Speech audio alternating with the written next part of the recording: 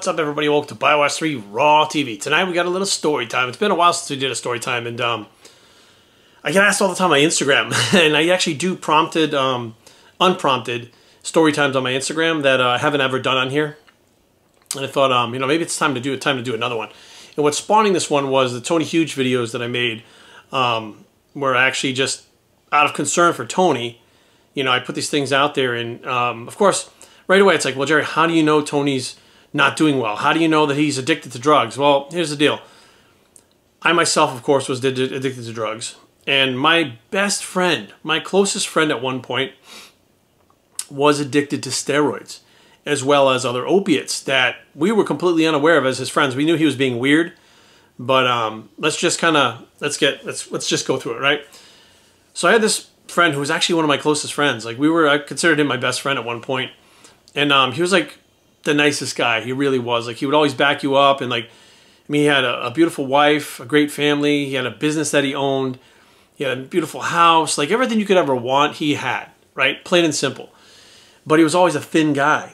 He was always a thin guy, and he felt like he didn't look good. Like, he was not an attractive guy. Like, that's words out of his mouth, right? And it wasn't, I met him, I think he was just getting into lifting. And once he got into lifting, the steroids followed pretty quick. And here's a guy that took more drugs than anybody I ever knew and never broke 200 pounds. Like, he was probably 168 pounds, 170 pounds. He didn't train very hard. He let the drugs do most of the work. He didn't eat right. He never ate enough to grow. But he was so psychologically addicted to the steroids and taking the steroids and the life that came with that, that it eventually ruined his life. He was lucky. He got away with his life. He lived. But steroids ruined his life. Let me explain. So as he gets in these steroids, he's got a little bit of muscle, but he's very, very lean. So the look of his body changed, right? So he didn't get big, but he had a much fuller look being on the steroids. And he took quite a lot of steroids, trust me. Growth hormone, steroids. He pretty much, I remember being on the phone with him when he took too much insulin. And I was on the phone with him because he was fucking passing out. And I had him go downstairs and grab the sugar bowl that his wife used for the tea. I had him eating sugar out of the sugar bowl on the phone with me for a couple hours before he had actually come to, and it was fine. Like, he pushed the envelope with it, although his physique never represented it. But once he started to develop a little bit and started to get kind of like friends in the bodybuilding circles around where we lived, it gave him this new version of himself. Right? He wasn't no longer that not good-looking guy. He wasn't the big guy. He wasn't a bodybuilder. But he was somebody involved in that fitness thing, and he was involved in the steroid stuff. Underground, black market, pharmaceutical, like all of it. He had the doctors that would get stuff from. He had random shit he would buy on, from people that were on the black market. And over time, you watched his ego grow to the point where it wasn't even him anymore. Like, he was so conceited. He thought he was so good because he was really ripped. People complimented him, like, oh, dude, you're shredded, you're ripped. His head got so fucking big that he'd walk around with bodybuilders that were 10% body fat, 300 pounds. He'd like, oh, he's fucking huge, but does he have obliques like mine? And you're like, what the fuck, dude? Like, you get your doors blown off next to this guy. But it was like his personality was changing, and it was the steroids he was addicted to because the steroids made him feel a certain way about himself, right? The steroids gave him purpose, and he had a new life based on what these steroids were doing for him, right? And he thought it was all about the drugs. He didn't give a fuck about training. And he trained, but he didn't train hard. Plain and simple. I've eaten with him before, like meals, and like I was 250 pounds and he was like eating a salad. And I'm like, what are you doing? Like, you got to fucking eat. He's like, I just don't have an appetite. Like, he wasn't cut out for bodybuilding, but the drugs are something he really enjoyed because it put him on even ground with people that were bigger and were competing and were successful because they could all talk about drugs together. He felt like he was on the in crowd. Like, he was popular because he was taking the drugs and he had access to them. He'd get them for quite a few of the pros in the area, and he'd fucking hand them off to them, and for free. He'd just get them for them and give them to them, and everything seemed good, right? Until I found out that he had been lying to me about some shit. Now, here's a guy that never before would have ever lied to my face. Not only did he lie in my face, but he snuck around behind my back. It was a fucking mess, and I just cut him off out of my life. Now, before that happened, myself and another friend, who will remain nameless because you guys would absolutely know who this individual is, went to his house because he was having such an issue that his wife was like, something's wrong with him. Like, you guys have to help him. I don't know what to do with him. So it was at this point that I found out that he was buying codeine tablets and taking codeine tablets along with the steroids. Now, not only was he addicted to the steroids and couldn't get off them because his physique would shrink up, which he wasn't big to begin with, but he would lose that and have to tell everybody he was off Then he figured he wouldn't be part of the crowd anymore. But to combat the fact that he still deep down inside felt like that ugly little boy, he was popping the codeine. Came to see me at work one day. He was fucking lit. He was loaded. I said, what's up with you? What the fuck's going on? He just kind of laughed. I said, are you fucked up right now? And he's like, oh, not really. You know, no. I said, empty your fucking pockets. And I made him empty his pockets right in front of me. And he laughed. And he pulled out a fucking handful of codeine out of his pocket. He had them in his pocket. He was driving around popping these codeine pills. He was high as a fucking kite. I said, okay, you know, he's on the codeine. Fuck it. It is what it is, man. That's your fucking problem. You can handle it. You handle it, right? And he was fucked up, and I knew it, but whatever. It's his deal. Until he asks for help, I'm not forcing myself on him. The wife called us and said, you know, there's a problem. Like, we need to fucking do something. He's going to die, or like, I'm going to divorce him. Like, it was bad. And it was all because he wanted to be a fucking big guy and push all these steroids, and he was getting linked up with other people that were taking other drugs. It was really a fucking mess. It was the biggest mess you could get, but it all stemmed from the steroids, and he couldn't get off the steroids. Like, he couldn't do it. He could not get off them. Even when he went off, he'd go off for like a week and go right back on. He couldn't get off them. He fucking identified with being that guy who had somewhat of a physique, and, you know, realistically, he knew that he was in a fucked up position, so he took the codeine to help his brain out be in the fucked up position where he couldn't get off the steroids.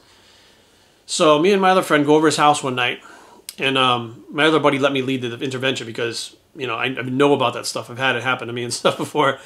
So we rolled in there, and they fucking walked right into his house and said, hey, man, why don't you sit down? We're going to talk to you for a few minutes. And we talked to him. We laid out what was going on. It was in his office downstairs. I said, right, you're going to take me upstairs, and we're going to clean your house out right now. I said, we're not going to dump the shit. You're going to dump the shit.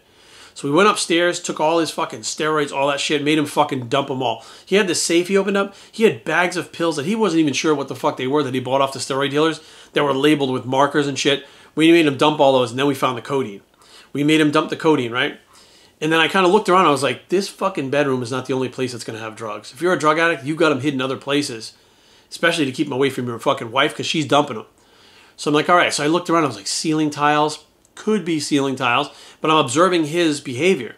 So we're in the kitchen, and we're talking to him. And like as my buddy was talking to him, I kept looking at him, right? And I saw him like look like this. And I went, a fucking cabinet. So I walk over to the cabinet. He's like, fuck. I opened the cabinet. There was a big bag full of codeine pills, unlabeled. And I was like, holy shit. I'm like, that's a lot of fucking pills. Like that's, if the cops ever came here, the amount that you have and the way it's packaged is for distribution, which means your wife is going to be involved in this. Your kids are going to be involved in this. It's going to be a fucking mess. Your entire family is going to be destroyed if you get caught doing this shit. And now the fact that you're doing stupid shit, you're being dumb. So you're going to fucking slip up and your whole family's going to pay for it. Like before this shit happens, take this shit and dump it down the fucking drain. So we had him dump it in the sink, and he turned on the garbage disposal and fucking chewed it all up. And I was like, that motherfucker, I said, in his garage, he's got all these fucking shelves and shit. I bet you in the garage or something. So we went out in the garage, we found some more shit. I said, if I went right into his car, I opened the fucking console, found some shit in the console. And really, it was all about like making sure that he saw what the fuck was going on. Like this intervention was to try to wake him up, which I should have known better because nobody could wake me up. I had to wake myself up. So this goes on, and, you know, eventually, you know, things kind of calm down a little bit. And because of the steroids and the type of people he was hanging around, a couple of these girls popped up. Now he's got a wife. So he starts talking to these girls, and he's not hooking up with them or anything, but he winds up paying for their phone bills, paying for their fucking rent. And I'm like, what the fuck? I'm like, your wife is going to fucking kill you. Like, you're going to be fucking dead. Like, I'm going to have to say something at your funeral because she's going to fucking rip your head off and shit down your fucking neck. And he's like, oh, it's not a big deal, not a big deal. So you don't think it's a big deal? Fuck you. If your wife was doing this, you'd flip the fuck out. So one night he left the fucking emails open, and the wife walked in and found the fucking emails. And she fucking freaked out. He called me crying, and he wanted to kill himself. He tried to hang himself with a fucking belt in his shower. The fucking thing fell. He smacked his face on the fucking floor. He was all fucked up on alcohol. I have nothing to live for. My wife leaving me and my kids. Like, he was losing his fucking shit. And I'm like, at that point, I was like, I could either be sympathetic to him, which is what he wants, or I can give him some tough love. And I told him, I said, you brought this shit upon yourself. I don't know what you want to do. If you want to fucking kill yourself, kill yourself. But the bottom line is, you did this to yourself. This is not your wife's fault. This is not for me to fix. You need to wrap your fucking head around this shit and fix it. And, you know, he made up with his wife, and she took him back, and things were rocky, right? Well, about, I mean, maybe a year goes by, 2 years go by, maybe even more. It was quite a while. I hadn't spoken to him. And he was still living this fucking crazy lifestyle and fucking still doing other shit. Like he was still doing steroids, still fucking taking drugs, still talking to the girls and paying for shit for him. Never fucking learned his lesson. And then I get this, a friend of ours, a mutual friend of ours at the gym walks up to me and said, hey, did you hear about so-and-so? I said, no, what about him? I haven't talked to him in fucking like 6 years. He said, I tried to kill himself. He's in the hospital. I was like, oh, fuck. So I broke down and I fucking messaged him because I didn't have his phone number. I messaged him on Facebook. I said, hey man, listen, it's me. Whatever happened in the past really doesn't fucking matter anymore. You know, what's going on, man? Are you okay? And I tried to just appeal to him in a more of a caring kind of brother type way. And he was like, oh no, I didn't try to kill myself. He's lying to me again. I'm like, what the fuck? He's, oh, I just took the wrong amount of medication by accident. I'm like, that's not what the fucking wife told our friend. And our friend was at the fucking hospital. So, yeah, like, whatever. Like, I know you're fucking lying, whatever. And he said, you know, she left me. The wife left me. And the kids moved out. He lost the house. He lost the business. He lost everything. Because he could not stop fucking around with those steroids. And she told him, get off the fucking steroids. They're making you a fucking asshole. Right? We're not even talking about that codeine, which actually made him fucking bearable to be around. The codeine actually made him normal. The steroids made him such an asshole. And it wasn't the steroids causing it. It was the steroids gave him a false sense of security, is that he was cooler than he really was, and fuck everybody else, I'm badass, right? That's kind of where his thought was at. Yeah, I can do whatever I want. My wife's not going to leave me. What the fuck's she going to do? Well, she bounced and fucking took half your shit, and you fucking wound up with nothing. And he was literally fucking wound up with nothing, right? So a couple of years goes by, and I see him posting on Instagram and stuff. I said, well, see what the fuck he's up to. I mean, he's still alive, right? So... And I look, and it's like pictures of different food and a picture of his dog, that he's got this little white fluffy dog. And it turns out he works at a grocery store now. And I'm like, dude, now there's nothing wrong with working at a grocery store, but he's working for maybe minimum wage, maybe a little bit higher than that. He had a business he owned. His wife had a fucking business that she owned. They fucking had everything. I mean, they had everything you could ever want, including each other and a wonderful family. Right? And I'm like, you fucking gave that all up because you wanted to stick a needle in your ass to try to be like your favorite pros and live that fucking high-paced lifestyle that fucking like 20-year-olds live. Like Ziz and those guys. He was in his fucking 40s, late 40s, mid-40s. I'm like, you literally had a midlife crisis that ruined your fucking life. What I didn't know is he has gray hair. I'm like, when did you fucking, your hair go gray? And he's like, I've always had gray hair. I'm like, what? His wife was a fucking hairstylist, a hairdresser, whatever you want to call it. Salon worker or whatever. I mean, she was amazing. She cut hair, dyed hair, all that shit, right? Whatever you call it. She would dye his hair like every fucking couple of days to make sure you never saw the fucking grays. I was like, your fucking wife sat there and dyed your hair every couple of days after she did fucking 500 people's fucking hair that week. And she would do your hair 2 to 3 times a week to make sure you looked right because that's what you wanted. Your wife did that for you. She caught you fucking cheating once. What she considers cheating, or you don't have to be fucking sleeping with them, but if you're giving them fucking money and you're paying for their rent and shit, and you still couldn't get your shit together until you lost everything. And now I think his relationship with his kids is pretty good because I see them on his Instagram and stuff. And I've seen a few people that like they've run into him at the grocery store. Like, yeah, I saw so-and-so who works at a grocery store. What the fuck? Didn't he own that fucking $1 million business or something? Like, he did. I said, but it's not there anymore. And like, just his actions, the things he did, were so fucking crazy and out of the norm of an average person because he thought he's fucking Joe Steroid guy. He can do whatever the fuck he wants. It's like this false sense of well-being that you're so big, you're so strong. You weighed 170 pounds. You're not big and strong, okay? You were fucking small and weak, right? But you wore your string fucking tank tops, and because you were like 130 pounds and now you're 160, you think you're hot shit, right? But realistically, we got Kevin Levrone training at that fucking gym. Why the fuck would you? It blew my fucking mind how much he had changed. And we actually, you know, our final falling out was not about the fact that he was doing steroids, not about the fact that he was being a dick, not about the fact that he was even cheating on his wife. Those were his decisions to make. It was about how he treated me. The fact that he would look me right in the eye and lie about the dumbest fucking things, and I knew it. And I'd be like, you're fucking lying. He'd be like, he'd laugh. When he got nervous, he'd laugh. And I saw him typing shit online. I said, is that you fucking typing? He's like, no. I'm like, you didn't type that fucking shit online. No. Like, how come there's no fucking S's in the whole fucking thing? Your S button doesn't work on your computer. That wasn't what it was. He just fucking was bad at spelling. But I knew he never put S's in anything. So I was like, all right, so someone else's fucking S button is broken on their computer then. And it was like, we went back and forth, and eventually I just fucking wiped my hands clean. I never fucking talked to him again. I was like, fuck it, I'm out. Like, you know, if you're bringing me down and sucking the energy out of me and you're fucking making my life worse, I cut that tie and you're fucking out.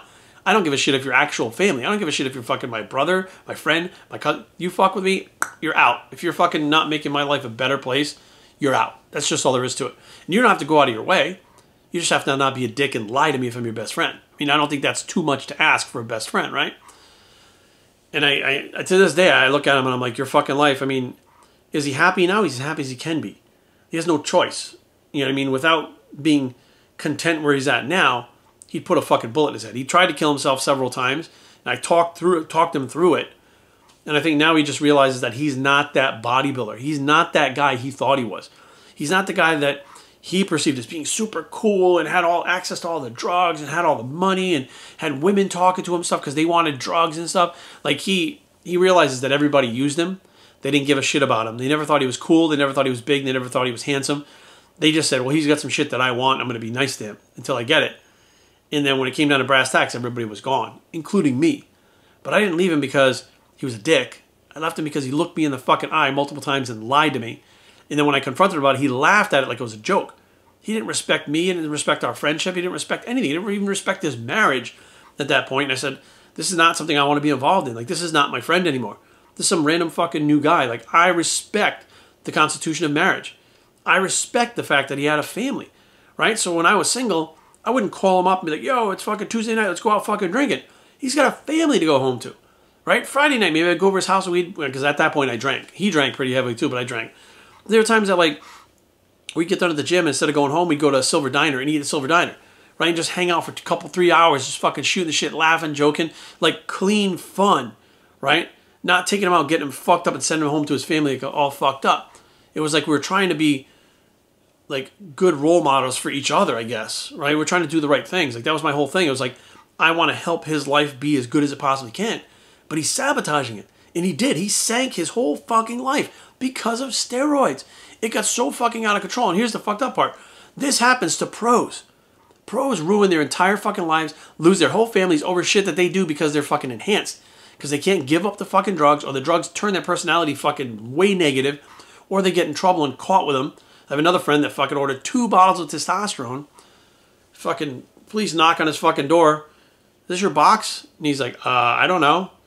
So they had all the information fucking where it was shipped from, who shipped it to him and shit. It was his second offense. He got arrested. He wound up doing about a year for that because it was second offense and it was another drug offense. Wife left him.